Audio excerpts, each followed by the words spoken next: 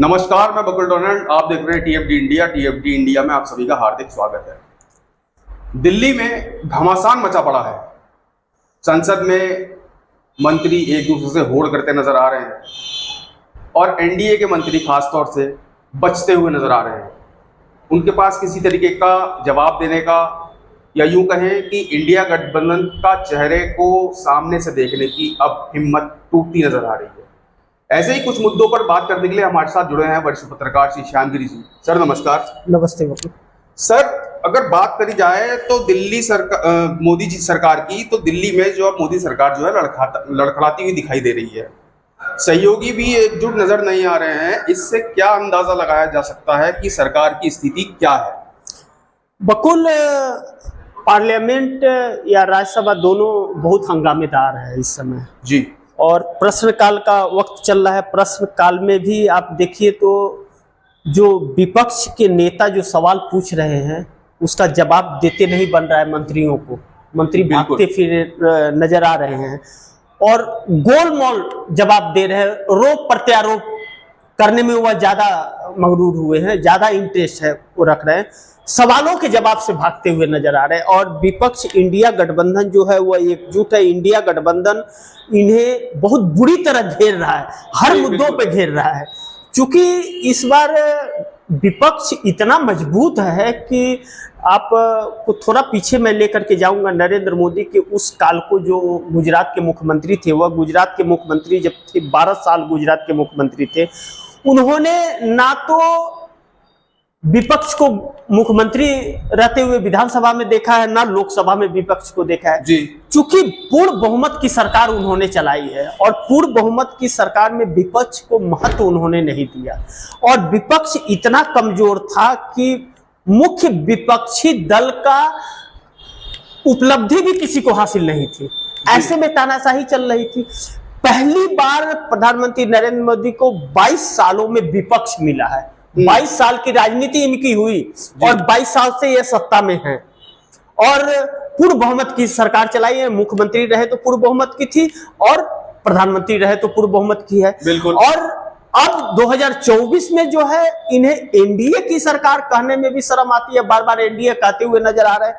अपने आप को असहज महसूस कर रहे हैं प्रधानमंत्री।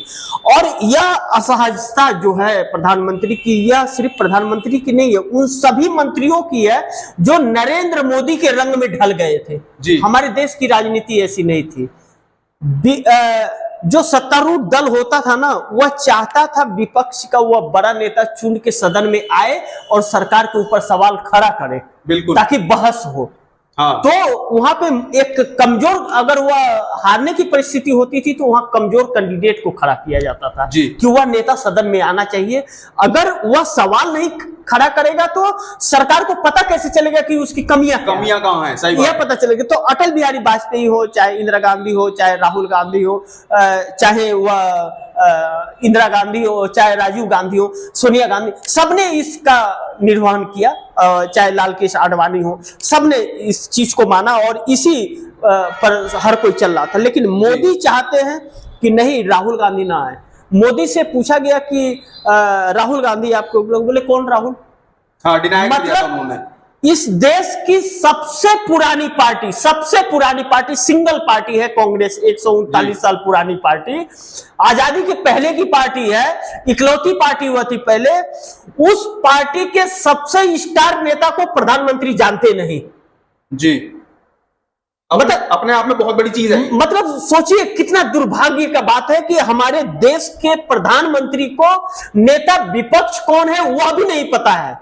वह देश क्या हुआ व्यक्ति चलाएगा। सर, ये जानबूझ के कहा गया है या फिर ये अज्ञानता है? अज्ञानता नहीं, यह डर है। अज्ञानता नहीं है, डर इसे कहते हैं, इसे ही डर कहते हैं। नरेंद्र मोदी और आरएसएस के डर का नाम ही राहुल गांधी है जी।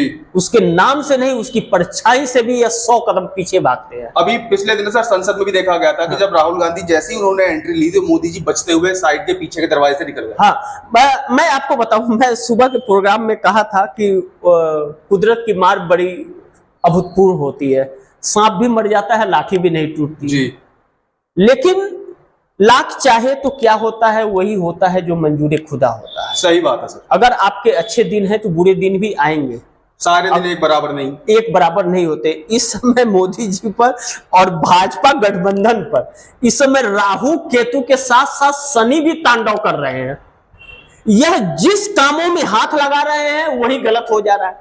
मतलब सोना को छू रहे हैं तो मिट्टी हो जा रहा है। और 14 से 24 तक क्या था, इसके बीच में 10 साल में यह मिट्टी को छूते थे सोना हो जाता था। इसका एक खास वजह था, इस देश की जनता को एक उम्मीद थी मोदी से।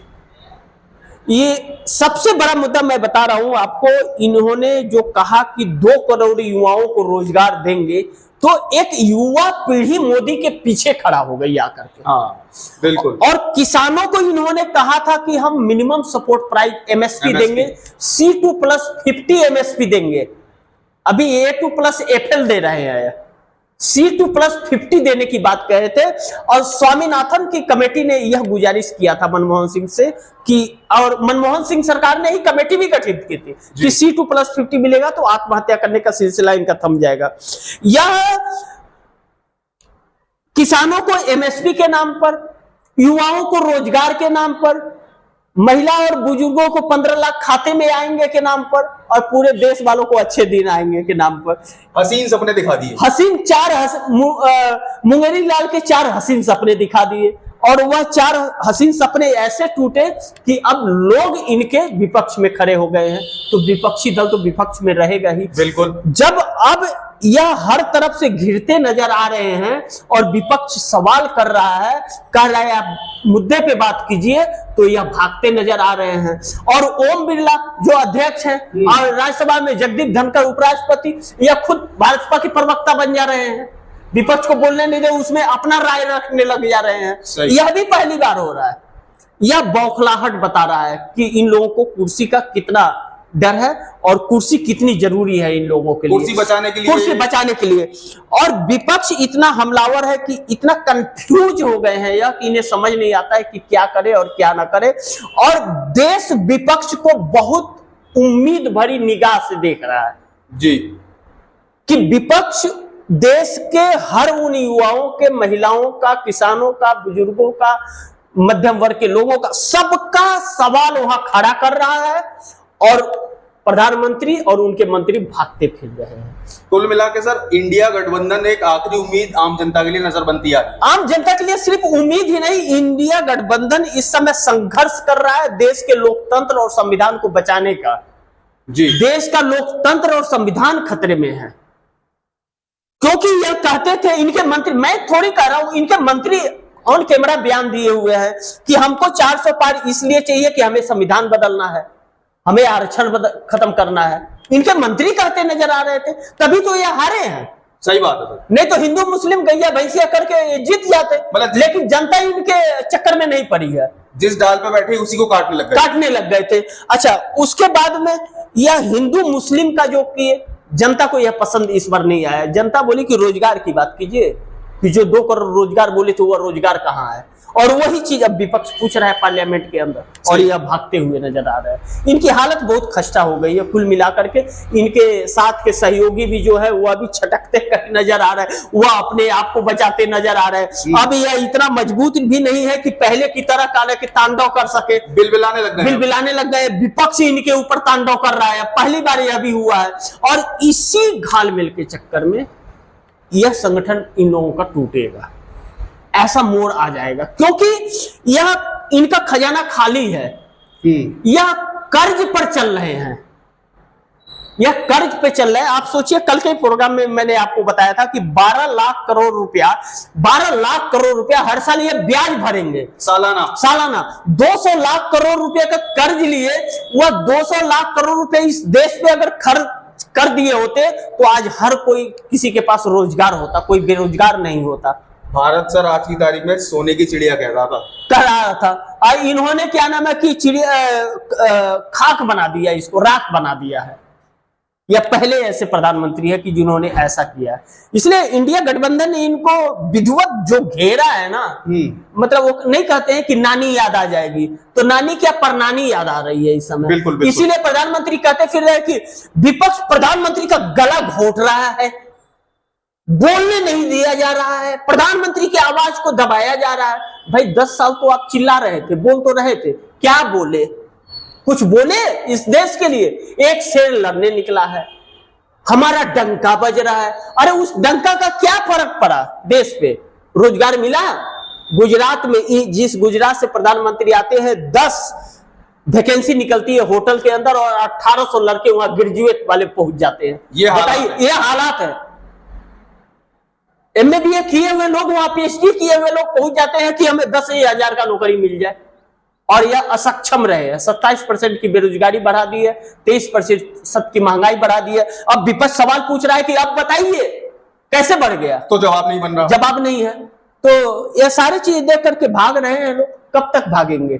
आज पार्लियामेंट में विपक्ष से भाग रहे हैं मजबूत है, तो अब वहां से निकलेंगे तो जनता के बीच जाएंगे, तो जनता भी वही सवाल पूछेगी, तो वहां से भाग के कहा जाएंगे। बिल्कुल, तो बस आगे आगे देखिए होता है क्या। जी बिल्कुल। जी सर, बात करें तो पार्लियामेंट में जो है, मैं एक बार अपने दर्शकों से निवेदन करना चाहूंगा कि आप दर्शकों के लिए TFD इंडिया ने 2 नए चैनल चालू किए हैं, TFD News 24 और TFD इंडिया लाइव। इस चैनल को आप सब्सक्राइब करें और ज्यादा से ज्यादा उसके ऊपर प्रोग्राम को देखें, अपने दोस्तों को भी शेयर करें, अपने दोस्तों को भी बोले कि सब्सक्राइब करें। आप अपना प्यार इसी तरह देते रहिएगा जैसे आपने TFD इंडिया को हमेशा दिया है, और TFD इंडिया आपके विश्वास पे खड़ा होकर रहेगा। यही अनुरोध और यही गुजारिश है आप सभी दर्शकों से। जी बिल्कुल सर, बात करें तो पार्लियामेंट में जो है विपक्ष हमलावर है और NDA के मंत्री जान बचाते हुए नजर आ रहे हैं। जवाब क्यों नहीं दे पा रहे हैं सर मंत्री NDA के, क्या वजह है? क्योंकि इनके पास जवाब देने को है ही नहीं, इन्होंने कुछ किया नहीं है बकुल। अगर यह कुछ किए होते, अभी एक चीज सब कुछ दिन बाद मान लीजिए, आपको मैं बता दूं कि अभी बिहार में 58,000 करोड़ रुपए का मतलब बजट में दिया गया है जी। इस 58,000 करोड़ रुपए में से 58 रुपए तो छोड़ दीजिए, 58 पैसे बिहार की किसी एक जनता को फायदा नहीं होने वाला है। बिल्कुल, आप ऐतिहासिक बजट लेकर के आ रहे हो जी। 48 लाख हजार करोड़ रुपए का बजट आया देश में, आज तक के इतिहास का सबसे बड़ा बजट है यह। जी जी। और आप बिहार को दे रहे हो 58,000 करोड़, और उसमें 58 पैसा भी बिहार की किसी पब्लिक को फायदा नहीं हो रहा है, तो वह किस काम का? सही बात है। और बिहार को जरूरत था रोजगार का, क्योंकि अब प्रवासी मजदूर वहां बहुत प्रवासी हो रहे हैं, क्या नाम कि दूसरे राज्यों में जा रहे हैं काम धंधा करने के लिए, कोई काम नहीं है। आरक्षण 9वीं अनुसूची में जरूरी था बिहार के लोगों को रोजगार देने के लिए। नीतीश का, अब तो नीतीश की भी पोल खुल गई। नीतीश कह रहे थे कि 9वीं अनुसूची में आरक्षण को 31 जुलाई तक नहीं डाले तो हम साथ छोड़ देंगे, उन्होंने तो मना कर दिया। छोड़ दे, नहीं छोड़ सकते। समर्थन वापस ले लें अपना? नहीं ले सकते यार, इनकी कथनी और करनी में फर्क है। लेकिन मोदी के साथ साथ नीतीश की भी पोल पट्टी खुल गई, इनके भी काले कारनामे उजागर, यह भी जेल जाने की नौबत में है। अब इन्हें भी डर सताने लगा मोदी की तरह कि कुर्सी गई तो कहीं हम जेल ना चले जाए। इस अवस्था में महिलाओं को लेकर सम्मान नीतीश कुमार के अंदर नहीं है थोड़ा भी, महिलाओं के लिए अभद्र भाषा का इस्तेमाल करते हैं। अब राबड़ी देवी, नीतीश कुमार के पहले राबड़ी देवी मुलायम सिंह की पत्नी, माफ कीजिए लालू प्रसाद यादव की पत्नी मुख्यमंत्री थी। अब उनका साइन लंबा है तो इससे आपको आपत्ति क्या है भाई? किसी का छोटा होता है, किसी का बड़ा होता है। बिल्कुल। मैं आपको बताऊं कि साउथ में लोग नाम लिखते हैं ना, तो पहले उनके दादा का नाम होता है, फिर पिता का नाम होता है, फिर उनका नाम होता है। बड़े लंबे लंबे नाम होते हैं, लंबे लंबे नाम होते हैं। तो इसका मतलब क्या? वो अंगूठा छाप है व्यक्ति। जबकि साउथ में महिला बाल विकास मंत्री हैं जो जी, इन्हें बेटी बचाओ बेटी पढ़ाओ लिखना नहीं आता। इनकी वीडियो वायरल हुए थे अभी हाल ही के दिनों में मंत्री शपथ लेने के बाद, और ऐसे लोग मंत्री हैं। तो नीतीश कुमार अगर बहुत छोटे साइन बहुत अच्छे करते हैं और इतने सालों से मुख्यमंत्री हैं, तो उन्होंने क्या कर दिया बिहार के लिए? उन्होंने भी तो बिहार का बेड़ा गर्क कर दिया, न कोई रोजगार पैदा किया। 22,000 करोड़ रुपया शराब से रेवेन्यू आता था बिहार का, बंद कर दिया उन्होंने। सरकार की आमदनी तो कम हुई, दारू बंद हुआ क्या? उससे ज्यादा दारू बिक रहा है बाहर से मंगा के, और इन्हीं के लोग बेच रहे हैं। इन्हें पता भी है, पकड़े भी कई बार गए हैं। क्या कार्रवाई किया नीतीश कुमार ने? क्या यह सब एक अपनी ही जेब थोड़ी काटेगा सर कोई? यह सब एक हैं और सिर्फ देश की जनता को बेवकूफ बना के राजनीति कर रहे हैं और इनका हो गया है भंडाफोड़। इंडिया गठबंधन ने ऐसा भंडाफोड़ किया है, देश के सामने ले आकर के रख दिया है। अब देश की जनता दूर दूर आ रही है इन लोगों को। कैसे कोई दरवाजे पे जानवर आ जाए तो कैसे लोग भगाते हैं, अब इन लोगों की हालत यह हो गई है। इसलिए ये लोग बौखलाए हुए हैं, न तो सही लफ्जों का इस्तेमाल करते हैं, न तो इनके अंदर किसी को लेकर के सम्मान है, और न तो इनका कोई विजन है, और न तो कोई प्रोविजन है। तो जब आपको किसी का सम्मान नहीं कर रहे हो तो आपको क्यों सम्मान दे कोई? सही बात है। तो वो कहते हैं ना, जैसे को तैसा अब भवानी को भैंसा, तो इन लोगों को अब वही पूजा मिल रहा है, तो इसलिए ये लोग गए हैं बौखला। जी बकुल जी सर, बिल्कुल सर। आगे बात करें अगर महाराष्ट्र की, तो महाराष्ट्र में भी एनडीए जो है ये कमजोर पड़ता हुआ दिखाई दे रहा है और इंडिया गठबंधन जो है लगातार अपनी तैयारियां जोर शोर से करती हुई नजर आ रही है।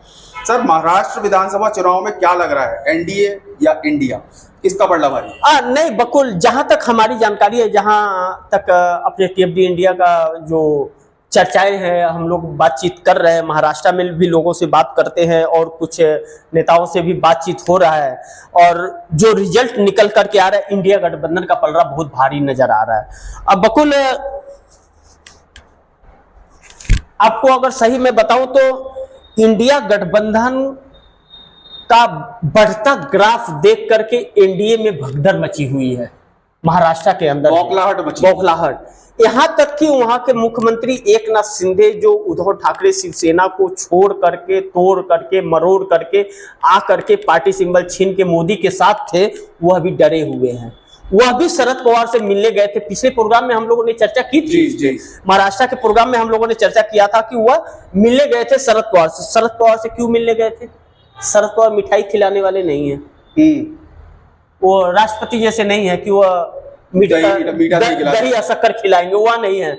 उन्होंने तो कह दिया जो गद्दार है उन्हें कभी भी हम ले नहीं सकते अपनी पार्टी में, लेकिन फिर भी मिलने गए थे। नजदीकियां उद्धव ठाकरे से बनाते हुए नजर आ रहे हैं, लेकिन उद्धव ठाकरे ने साफ कह दिया कि गद्दारों को हम लेंगे नहीं। जी, जिस थाली में खाया है उसी में छेद किया है, पीठ में छोड़ा घोंप करके भागा है। देखिए, दो चीजें, पीठ में कोई छुरा घोंपे और पेट पर कोई लात मारे, यह दो तरह के व्यक्ति जो होते हैं, इन्हें माफ कभी नहीं करना चाहिए।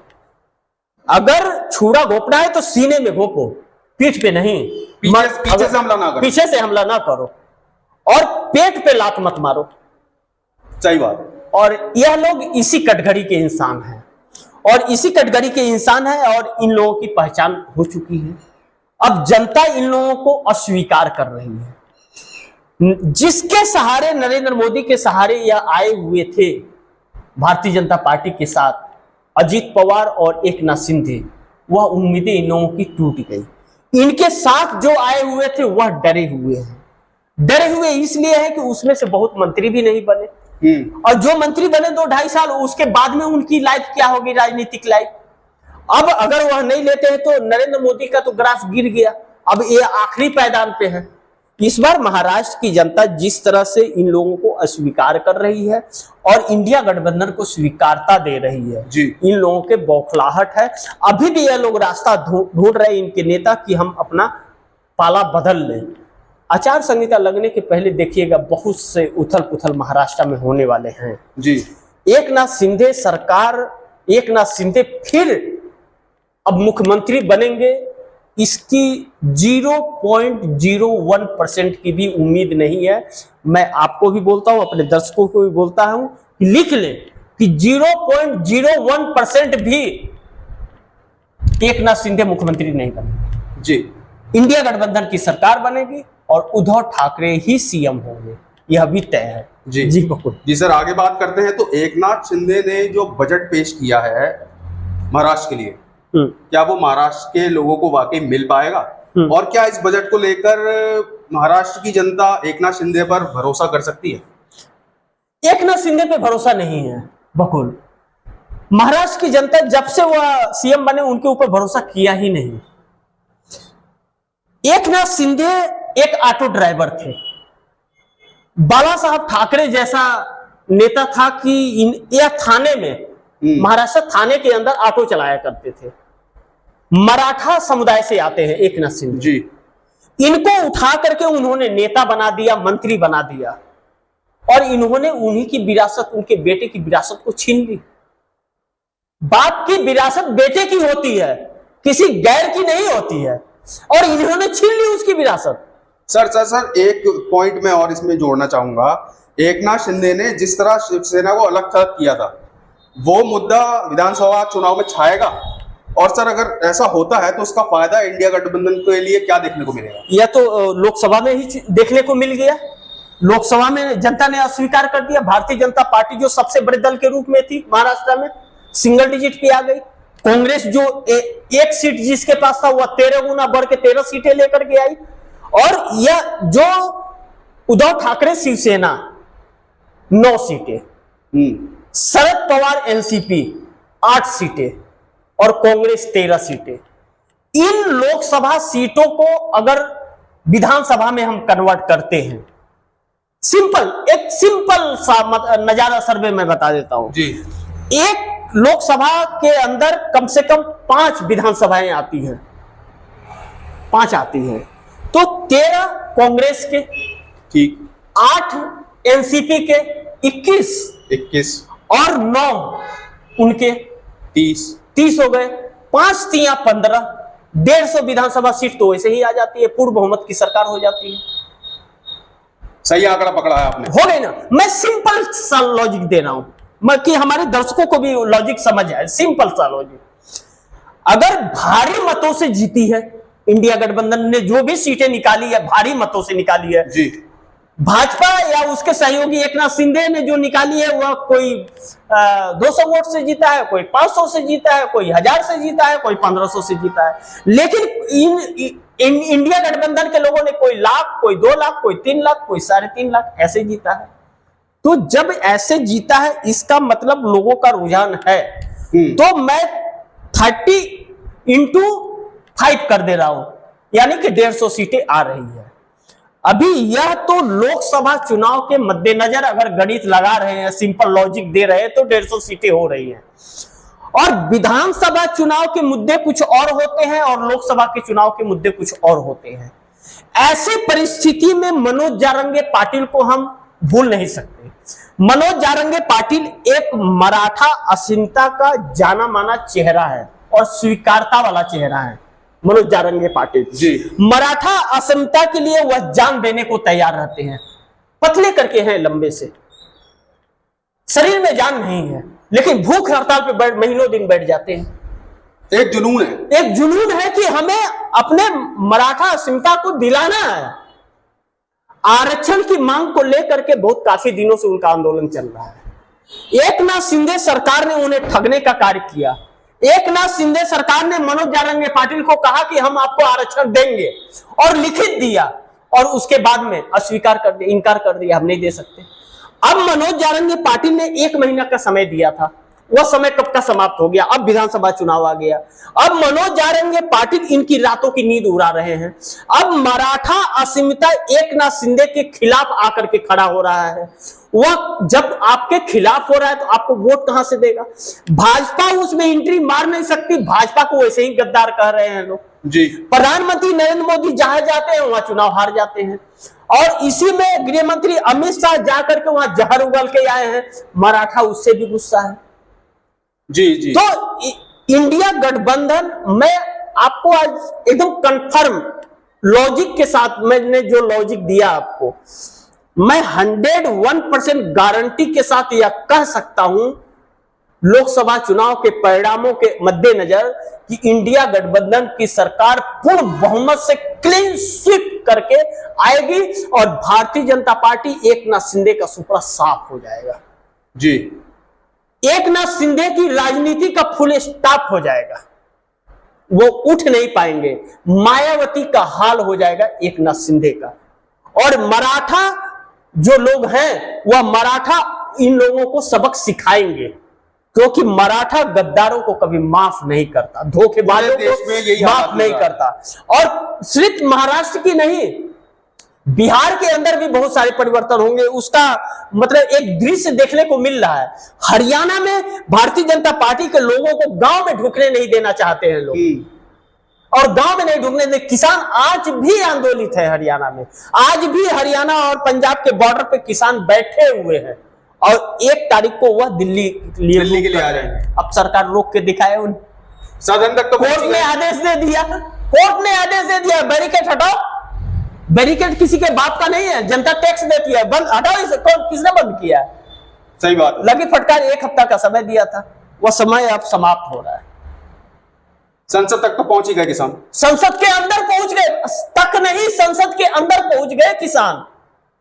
और उन किसानों में हर उस राज्य के प्रतिनिधि थे, महाराष्ट्र के भी थे, कर्नाटक के भी थे, पंजाब हरियाणा के भी थे, बिहार यूपी के भी थे, पश्चिम बंगाल के थे, सभी किसान के प्रतिनिधि थे।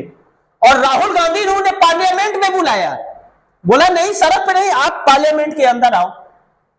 उनको पार्लियामेंट के अंदर बुलाया, वहां पे लोगों ने रोक दिया किसानों को अंदर। राहुल गांधी ने हंगामा कर लिया कि आने दो उन्हें, क्यों नहीं आने दे रहे हो? ऑफिस में बुलाया, ऑफिस में बुलाया, घर तो उनको है ही नहीं, दफ्तर में ही है, नहीं दफ्तर में आ जाओ। बुलाया उन्होंने कि पार्लियामेंट में किसान क्यों नहीं जा सकते। और ऐसा करने वाले राहुल गांधी एकमात्र पहले मंत्री बन गए। और दूसरी चीज बता रहा हूं, जब कोरोना काल में हमारे देश की जीडीपी माइनस 27.5% जा रही थी, उस समय इन किसानों ने देश को +3% की जीडीपी दी थी, +3% की जीडीपी दी थी। अगर इन लोगों ने प्लस में नहीं दिया होता तो आज हम लोग खड़े होने लायक भी नहीं रहते।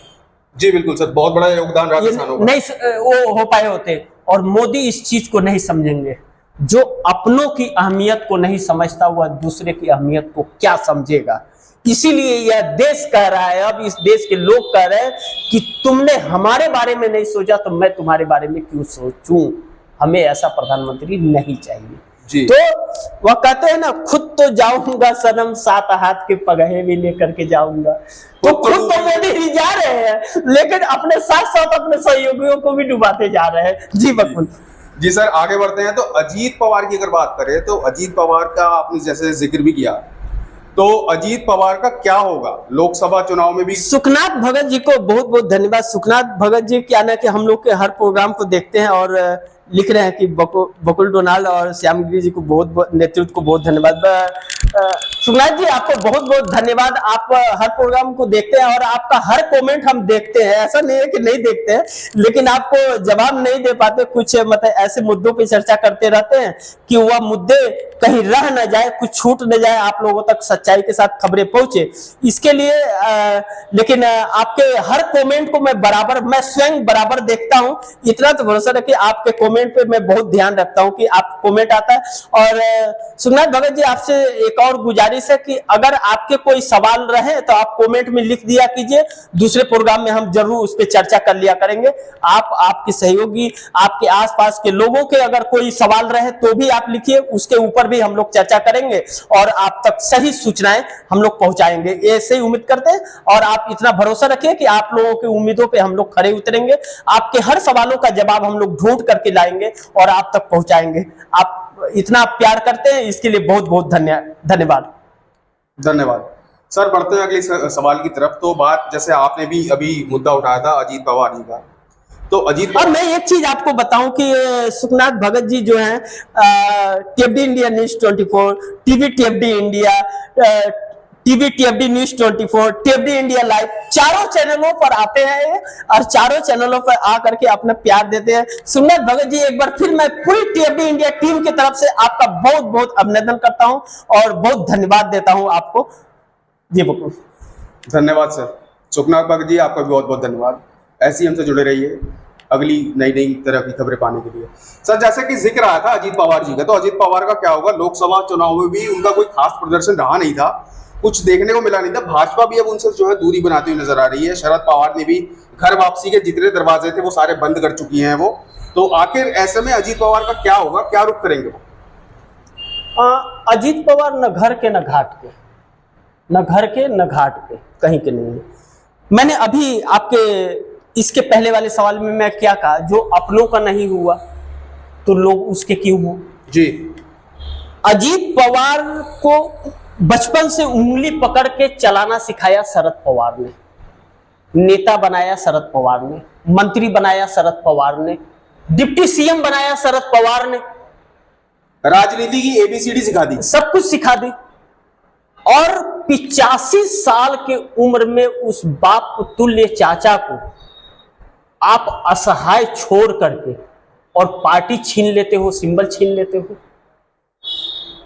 और उसे कहते हो कि मैंने पार्टी से निकाल दिया, गद्दारी कर दी, गद्दारी कर दी। कहते हो बुजुर्ग है, घर में बैठो, मरते समय तक तुम ही करते रहोगे क्या?